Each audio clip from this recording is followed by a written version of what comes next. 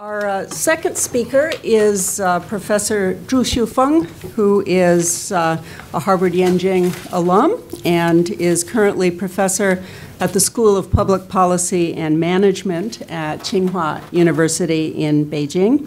Before he moved back to Tsinghua, he was at Nankai University, and his research interests focus on the Chinese policy process, think tanks in particular, and expert academic and other participation in those think tanks. He's the author of a very recent book in English entitled The Rise of Think Tanks in China, and he has also published widely in both English language and Chinese language journals.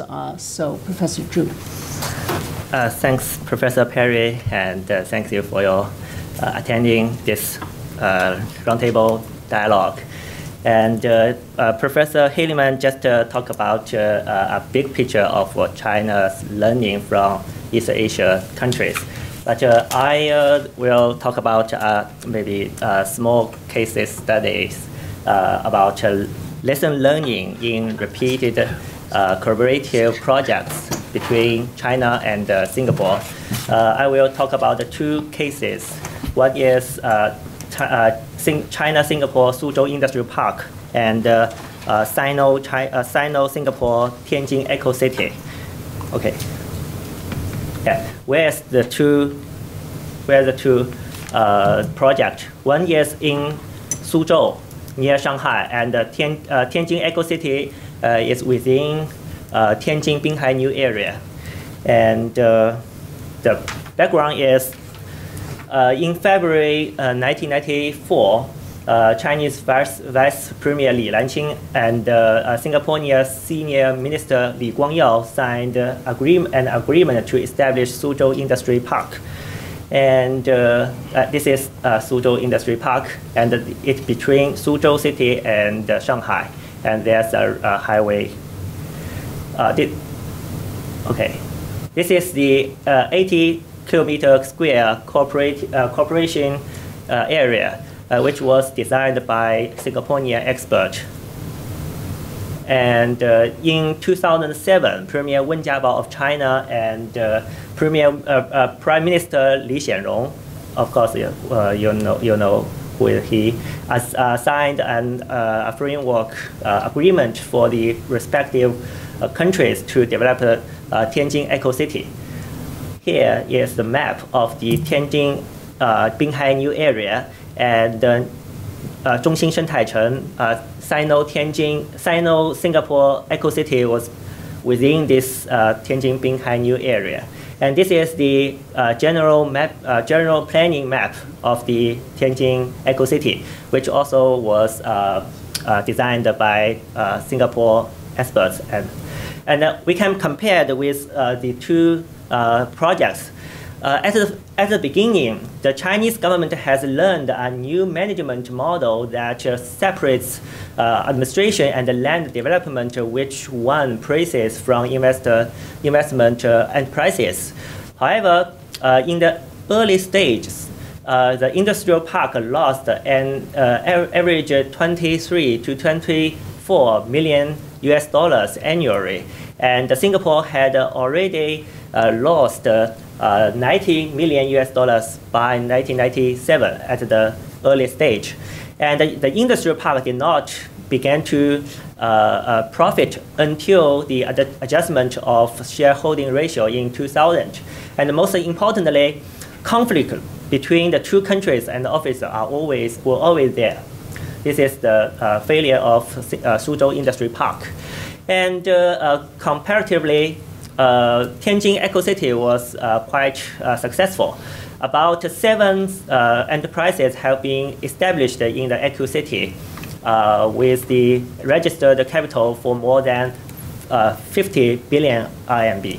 And in 2012, the Tianjin Eco City planned to complete 3 billion RMB worth of regional GDP and attract a contract value of foreign capital for 1 million US dollars to have actually use foreign capital of 150 US dollars, and lots of successful other thing is cooperation. Most important for our research, cooperation between China and Singapore has been very successful, and the eco-city was already profited in the number of land leasing ventures. Okay. Yeah. So the questions are, what are the reasons for such a significant difference? What lessons did the two countries learn from each other? And what lessons did China and Singapore learn from the Suzhou Industrial Park collaborative project? And what strategy did both countries adopt in the Tianjin Eco-City to avoid the mistakes committed to the establishment of the Suzhou Industrial Park? So let's analyze the key actors. There are actually majorly 3 actors. First is the Chinese central government, the Singaporean government, and the Suzhou local government were all enthusiastically start the project, but each had different motivations. The Chinese central government was aiming to the advanced development and management model of Singapore and planned to learn and spread such models throughout China if the Suzhou Industrial Park succeed. And Deng Xiaoping highly praised the development model of Singapore. Deng said that the social order of Singapore was good, and given that they had a strict control over the society, and the Chinese people should learn from Singapore and will do better. And the Singaporean experience of maintaining high-speed economic development and industrialization under the long-term leadership of the PAP become the motivation of the Chinese central government and to support and take part in the project. For Singapore government, the lack of resources and the limited capability of industrialization promoted by the growing development economy had led Singapore to start a regionalization strategy in the 1980s. Under such strategy, Singapore planned to initialize and build industrial parks in various East Asia and Southeast Asia countries to attract investment from multinational corporations and consequently to complement the Singaporean domestic economy. And the main purpose of the Suzhou local government lies in attracting more foreign investment as well as in increasing economic development with the aid of preferential policies from the central government. Therefore, such differences are important features of transnational policy learning for this case. So what happened in Suzhou Industrial Park? First, the effects of the different shareholding ratios between the two sides. Singapore has 65% of shareholding, and Suzhou local government had 35%. Therefore, Suzhou local government was reluctant to be actively involved. Second issue is the existence of the Suzhou New District near Suzhou Industrial Park, which was established in 1992. On the land transaction in the Suzhou New District, the Suzhou New District provided huge discounts to investors and sold at a price that is lower than that of other industrial parks in China. But Singaporeans purchased their land for the Suzhou Industrial Park at market price from the Suzhou local government. And the different positions of Chinese central and local government officials have caused a divergence in the opinions of their problems. Therefore, however, Singapore did not realize this problem. And of course, Li Guangyao often publicly criticized the difficulties of the Suzhou Industrial Park, and saying that the difficulties of Suzhou Industrial Park can be attributed to the Suzhou local government officials who paid considerably attention of their interests. And also, poor communication also result in the misunderstandings between the two countries, severely undermining the Suzhou Industrial Park in the initial construction stage. Singaporean officials thought that Chinese officials, especially local officials, did not perform the duty prescribed in the requirements. And whereas Suzhou local governments thought that the Singaporeans were seeking privileges. The conflicts between the two sides escalated because misunderstandings were not resolved in time through communication.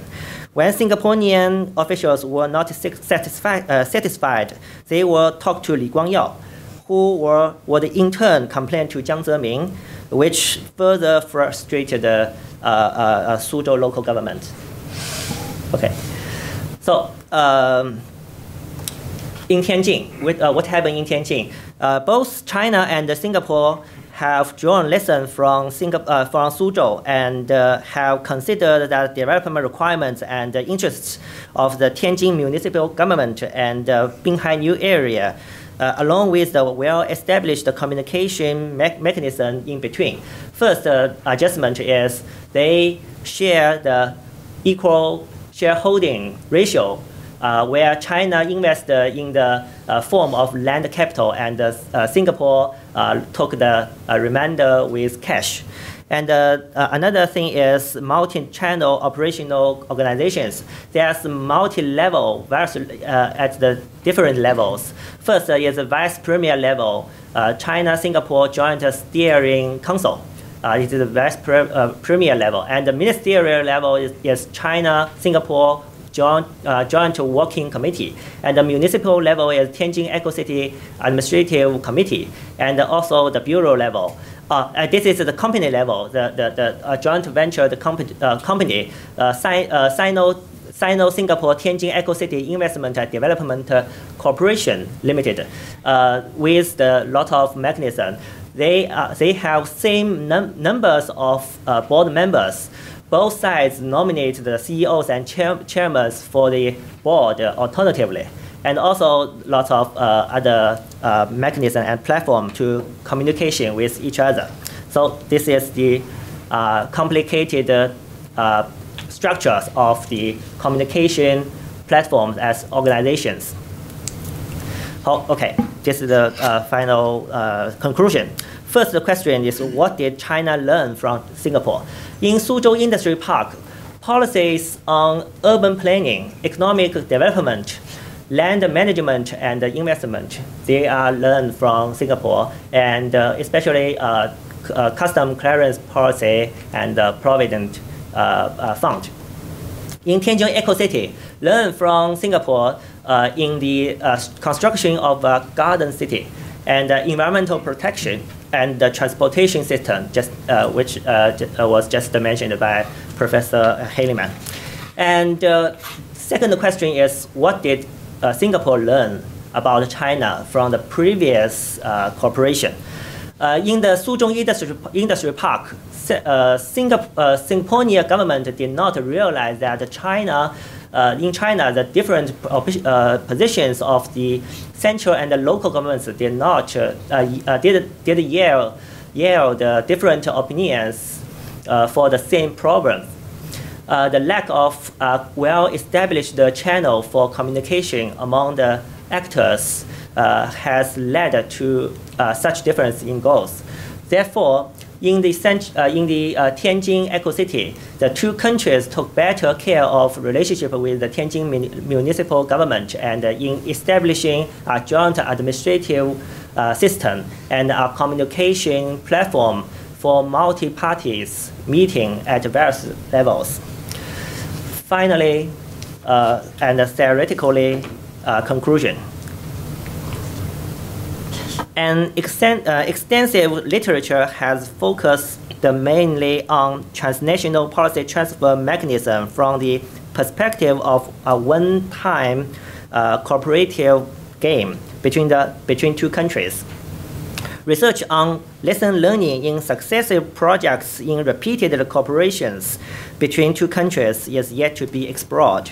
However, during the process of policy learning in repeated cooperative process, thanks to the local accumulated and lesson learned from previous projects, such problems that happen can be resolved and the cooperative project will be back to track. Consequently, a well-established system can help facilitate a successful cooperative project that fully consider the interests of each party and with a better performance of the second time. That's all my presentation. Thank you.